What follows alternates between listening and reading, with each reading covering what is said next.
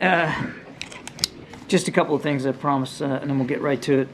Today, the United States is announcing additional sanctions designed to protect not only our financial system, but our national security. First, the United States today sanctioned Iraqi airline Fly Baghdad and its CEO for supporting the Islamic Revolutionary Guard Corps, otherwise known as the IRGC, and as well supporting Iran-aligned militia groups in Iraq, Syria, and Lebanon. Additionally, the United States is designating 3 leaders and supporters of Kataib Hezbollah, one of the IRGC's Iran-aligned militias in Iraq, and one business that facilitates and launders funds for Kataib Hezbollah. Kataib Hezbollah, I think as you all know, has been responsible for a series of drone and missile attacks against U.S. personnel in Iraq and Syria. Now, second, we imposed a 5th round of sanctions on Hamas. And this is the 5th round since the October 7th attacks. And alongside the United States, Australia and the United Kingdom are also placing sanctions on key Hamas officials and facilitators. We'll obviously continue to use all the tools at our disposal to target Hamas, its financiers, and its financial transfer mechanisms that funnel funds in support of their terrorist activities. In a related way, I can also let you know that the President just recently hung up the phone talking to Prime Minister Sunak of the United Kingdom. Clearly they talked about what's going on in the Red Sea and the need for a continued international multilateral approach to disrupting and degrading Houthi capabilities. They also had a chance to talk about, obviously, what's going on in Gaza, stressing the need to continue to bring down the number of civilian casualties and to increase the flow of humanitarian assistance into Gaza. And, of course, they also talked about Ukraine and the urgent need that Ukraine is facing right now for additional supplemental funding and support for their ability to defend themselves on the field of battle. And then lastly, I'd be remiss speaking about the field of battle if I did not also point you to the President's statement today acknowledging and mourning the death of 2 Navy SEALs who were killed while conducting an interdiction operation in the Gulf of Aden, trying to interdict munitions and weapons that we believe were heading from Iran to the Houthis in Yemen. It underscores how dangerous the mission can be, and the dangers that these brave warriors are willing to face every day. And I think as we all go about our day, we ought to just take a moment to remember that a couple of families just got the worst news possible. And it's important that they know that the President and the First Lady will stay solidly behind them and their families, make sure that they get all the support they need. And I know that the same sentiment has been expressed to them from the Defense Department and from the Navy Department. With that, take questions. Thanks. John, I just wanted to go back to the President's comments from last week about there being a number of types of 2-state solutions and referencing the idea that a number of UN members don't have their own military. Is it the President's current view that a Palestinian state that's demilitarized is the most viable outcome here? I won't get ahead of where we are in the process of trying to achieve a 2-state solution, Trevor. It's the President's view that a 2-state solution is the best path forward for people of Gaza, for the Palestinian people as well as the Israeli people. And as he said in those comments, there's a lot that can go into creating what that construct looks like. And when we say 2-state solution, what does it actually mean? And there's many different interpretations. There's lots of different ways you can get at that ultimate solution. And the President, as he has always done, kept an open mind about trying to pursue that. Now, he's also under no illusions of how difficult it's going to be to get there, particularly with this conflict going on in Gaza.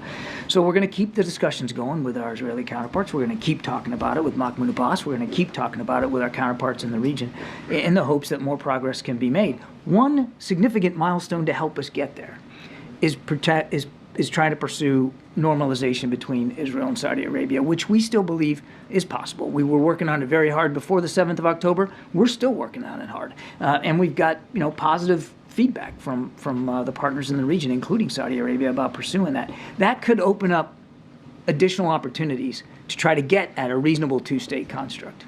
Is the reporting accurate that the President has floated that idea in his last call with Bibi Netanyahu, and that it's something that he's sympathetic to? What idea? A demilitarized Palestinian state. I won't get into the specifics of the discussions that the President is having with the Prime Minister. I think he was very clear with all of you about how he views the ultimate path to a two-state solution and the need for some flexibility in how you describe what that looks like. But again, it's going to require leadership on all sides in the region as well, and it's going to require leadership there to also be willing to look at it the same way that the president is. Just one more thing. By my count, there's at least 2 different Israeli operations today that are taking place in Gazan hospitals. What is the current U.S. guidance to Israel about operations within hospitals where civilians are seeking care? We don't want to see hospitals as war zones. We don't want to see hospitals as battlefields. They should be as protected as possible. That said, we know that Hamas deliberately uses places like hospitals to store weapons, house their fighters, even to some degree for command and control. And so that places a special need on the Israeli Defense Forces, but also a special burden in how they approach any fighting in or around hospitals. They have a right to defend themselves. They have a right to go after these leaders. They have a right to take away the ability for Hamas to store and resource themselves, even if that is in hospitals.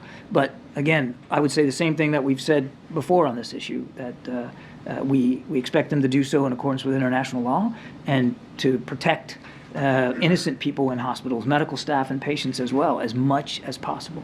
And just quick follow on that question: have the Israelis briefed the U.S. on their plans to protect those civilians? I'm not aware of specific military briefings about that. And but we've been very clear about our expectations. And does the U.S. agree with a prominent Israeli war cabinet member who said recently that the remaining hostages can only be released through a ceasefire? We believe. Well, I mean, look, we've seen. The way we got those 100 hostages out was through a week-long humanitarian pause, stopping a temporary stoppage in the fighting, because obviously at the very root of it, you can't enact safe passage for hostages out of the danger zone if people are shooting at each other. So you need people to lay down their arms at least long enough to effect a hostage transfer. And that 1 week got 100 people out. And the fact that there was no fighting helped enable that. So clearly we still support pauses in the fighting to get hostages out. We don't support a general ceasefire, which is usually put in place in the expectation that you're going to end a conflict, that it's going to lead to specific negotiations. That's no change to our policy there. Thanks, Karine.